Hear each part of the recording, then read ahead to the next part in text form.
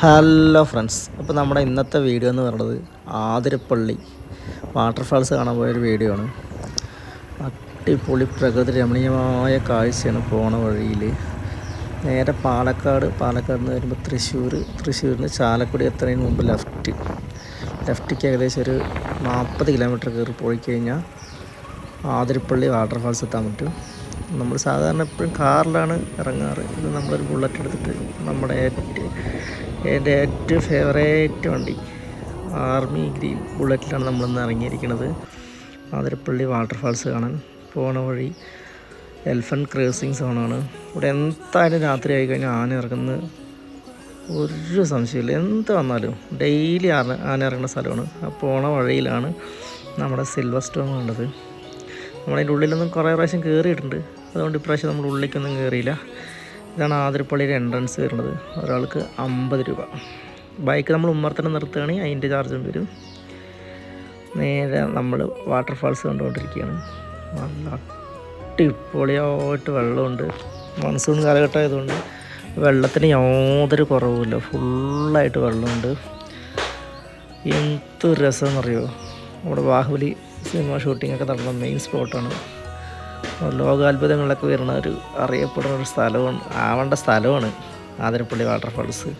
നമ്മളവിടുന്ന് പിന്നെ ഒരു selfie video ഒക്കെ എടുത്ത് 360 ഡിഗ്രിയിൽ ഫുള്ളായിട്ട് അടിപൊളി എന്ന് പറഞ്ഞാൽ അടിപൊളി. ഫുള്ളായിട്ട് വെള്ളമുണ്ട്.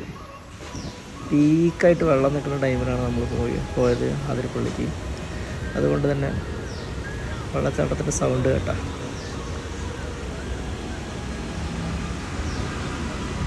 അതുകൊണ്ട് തന്നെ വെള്ളത്തിന് ഒരു കുറവുമില്ല. ഫുള്ള് വെള്ളമായിരുന്നു.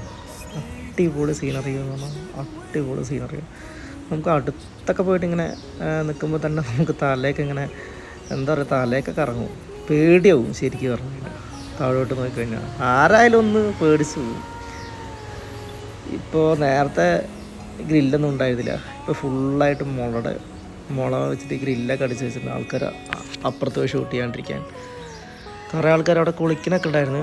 ഇപ്പുറത്തെ സൈഡ്, ലെഫ്റ്റ് സൈഡ് ഫുള്ളായിട്ട് വെള്ളമുണ്ട്.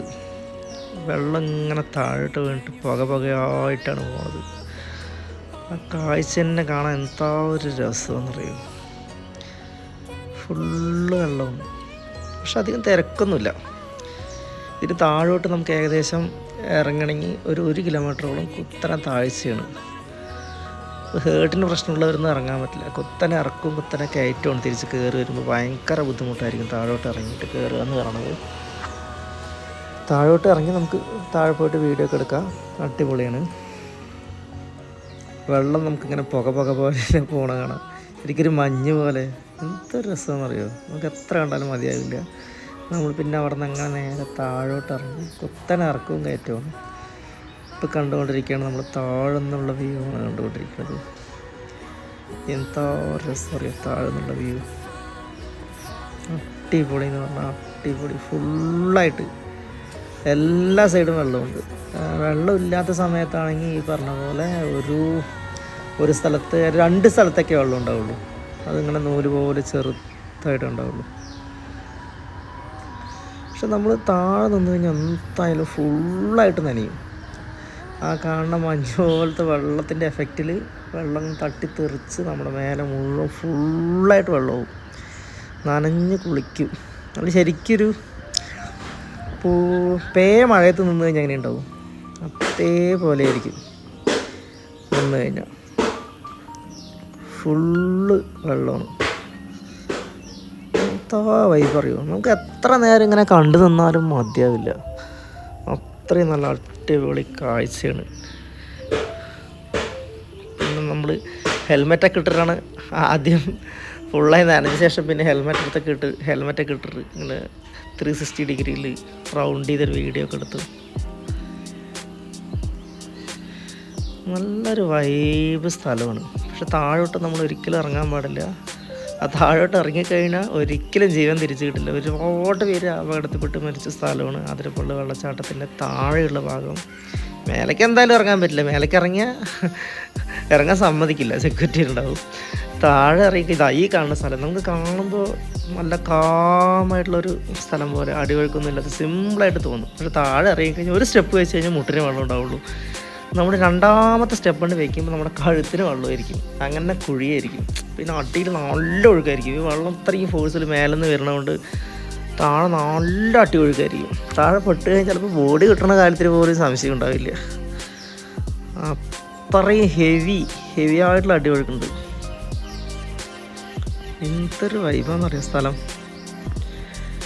നമുക്ക് അവിടെ പോയി കഴിഞ്ഞാൽ എത്ര സമയം ഇങ്ങനെ നിന്ന് കണ്ടാലും, നമ്മളിപ്പോൾ ഒരു കടലിൽ പോയിട്ട് ഒരു തിരമാല കാണുക കഴിഞ്ഞാൽ എത്ര കണ്ടാലും നമുക്ക് മതിയാവില്ലല്ലോ. അതേപോലെയാണ് ആതിരപ്പള്ളി വെള്ളച്ചാട്ടവും. എത്ര നേരം നിന്നിട്ട് എത്ര വീഡിയോ എടുത്താലും മതിയാവില്ല, എത്ര കണ്ടാലും മതിയാവില്ല.